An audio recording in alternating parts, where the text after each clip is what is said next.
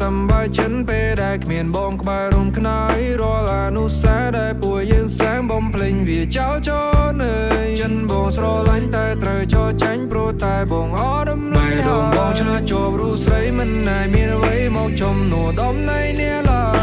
យស្រឡាញ់បានពេលក៏ជូនអូ